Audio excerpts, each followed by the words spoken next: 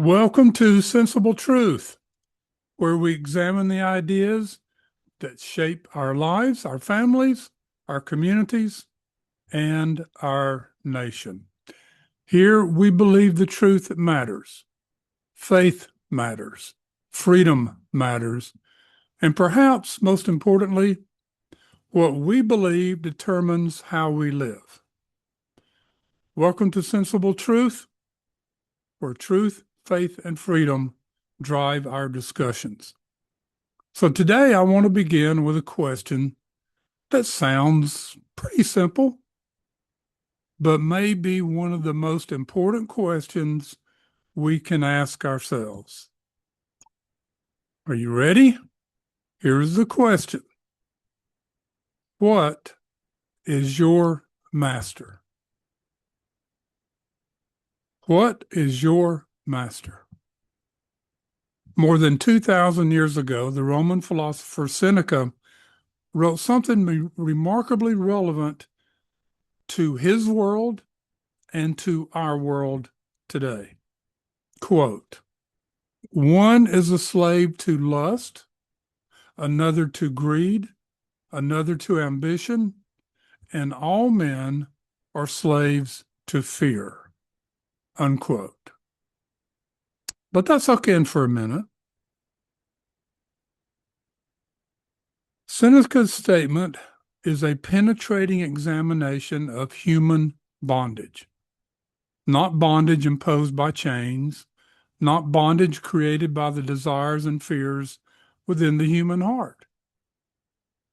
In his moral letters to Lucilius, letter 47, Seneca observes that people can become slaves to very different masters. One person may be controlled by lust, another by greed, another by ambition, while fear has a capacity to enslave virtually everyone. His point is that slavery is not merely a political or physical condition.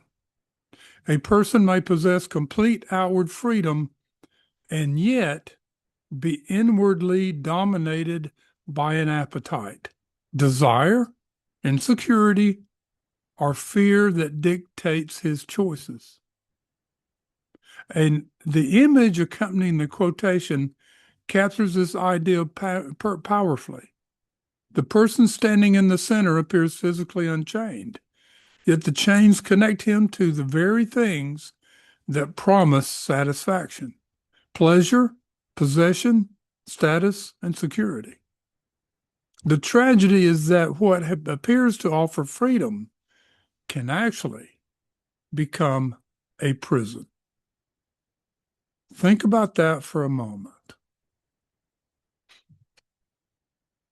Seneca wasn't talking primarily about people wearing chains. He was talking about something much more subtle. The possibility that a person can be physically free while being spiritually, emotionally, and psychologically enslaved.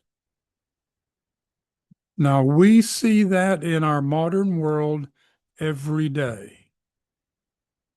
We see people consumed with hate, with greed, with lust, with ambition. And a lot of that is brought about by fear. A person may be free to make choices, yet, ladies and gentlemen, unable to control his desires. He may have money, yet never have enough. He may achieve position and influence, yet become obsessed with recognition. He may have tremendous opportunities, yet live every day controlled by fear. The question, therefore, is not simply, am I free? The better question is, what controls me? What controls me? What controls you? What do you have fear of? But let's consider lust to start with. Desire is part of being human. Desire can motivate us toward marriage, family, achievement, serving others, creativity, and goodness. But when desire becomes the master rather than the servant, reason begins to lose its authority. Reason begins to lose its authority. The question then changes from what is right to what do I want? And when wanting becomes more important than wisdom, we have begun surrendering our freedom. Now consider greed. Money is not evil. Property is not evil. Prosperity can provide opportunities to bless families, to bless communities, and bless others. But greed is different. Greed whispers, you need more. And after you get more, greed says, you still don't have enough. Eventually, the person who thought he was acquiring possessions discovers that his possessions have acquired him. Then there is ambition. Ambition can be noble. We should strive to improve ourselves, accomplish worthwhile things, develop our talents, and make meaningful contributions. That's what motivates us. But ambition becomes dangerous when success becomes more important than character. When position becomes more important than principle. When popularity becomes more important than truth. When winning becomes more important than doing what is right. Boy, do we see that in the world. All of these. A person can climb the ladder of success only to discover that the ladder was leaning against the wall the wrong way. Then Seneca identifies the master that may be most universal of all. Fear. Fear can be an invisible chain. We fear failure. We fear rejection. We fear losing money. We fear what other people think. We shouldn't, but we do. We fear being alone. We fear uncertainty. Many fear change. And sometimes we fear standing for truth because we know that truth may come with a price. Fear can make intelligent people do foolish things. Fear can make courageous people silent. Fear can make good people compromise because they don't want to lose. And fear can persuade us to surrender freedoms that we would never willingly surrender if we could see the consequences clearly. Think about these things. But here is where the message becomes even more important. The opposite of slavery is not simply the ability to do whatever we want. This is a common misunderstanding of freedom. If freedom means merely doing whatever we desire, then a person controlled by addiction is free. A person controlled by greed is then free. A person controlled by anger is a free person. A person controlled by fear is free. You shouldn't worry about fear. But that doesn't sound like freedom. True freedom requires something more. It requires the power to govern ourselves. Let me repeat that, ladies and gentlemen. True freedom requires the power to govern ourselves. This is where the principles of sensible truth come together. Truth tells us what is real. Reason helps us understand it. Faith gives us the courage to act upon it. And agency, freedom, moral agency, gives us a responsibility to choose. The Apostle Paul taught, quote, "Know ye not that to whom ye yield yourselves servants to obey, his servants ye are," unquote. So whatever you yield yourself to, you become that servant. This is a profound principle. We become servants of whatever we continually surrender ourselves to. If we surrender ourselves to anger, anger becomes our master. If we surrender ourselves to resentment, resentment becomes our master. If we surrender ourselves to materialism, materialism becomes our master. If we surrender ourselves to fear, then, ladies and gentlemen, fear becomes our master. But if we surrender ourselves to truth, to righteousness, to love, and God, something different happens.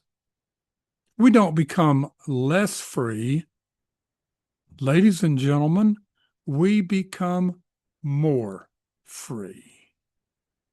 Jesus Christ taught, quote, "If the Son therefore shall make you free, ye shall be free indeed," unquote. This is the ultimate freedom.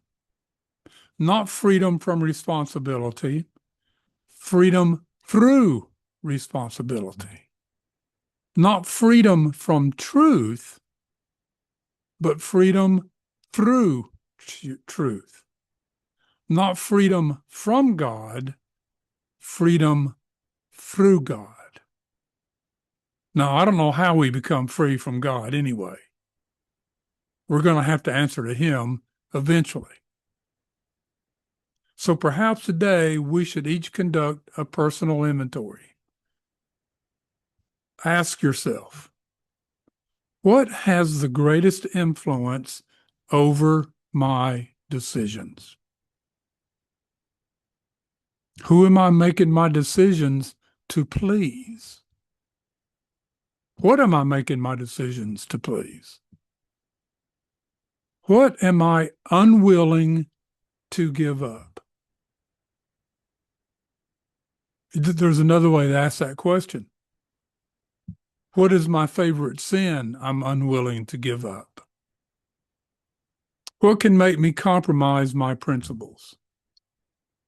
Oh boy, that's a loaded question. What can make me compromise my principles? Whose approval do I need? There's only one answer there, folks. I'm not going to give it to you, but there's only one answer. Whose approval do I really need to look toward? What am I afraid of losing? What desire is hardest for me to control? Greed, anger, ambition, lust? What desire is the hardest? What would I do differently if I were no longer afraid? Remember, let faith overcome your fear. Let faith win. These aren't merely philosophical questions. Ladies and gentlemen, these are questions about freedom. Because sometimes the greatest chains are the one we cannot see. And perhaps this is the great lesson Seneca can teach us. This is the lesson he's trying to teach. A person is not truly free merely because nobody is holding a chain around his wrist. True freedom begins when we learn to govern ourselves, when reason governs appetite, when principle governs ambition, when contentment governs possessions, when faith governs fear, and when truth governs our choices. That is the kind of freedom worth fighting for and defending. This is the kind of character worth developing. And that is the kind of truth worth seeking. Thank you for joining me on Sensible Truth. Until next time, remember, seek truth, strengthen faith, exercise your agency, your moral agency, use reason, and defend freedom. Because the most important question isn't simply, who is trying to control me? It may be an even more important question. What have I allowed to control me? I'm your host, Richard G. Medlock. This is Sensible Truth.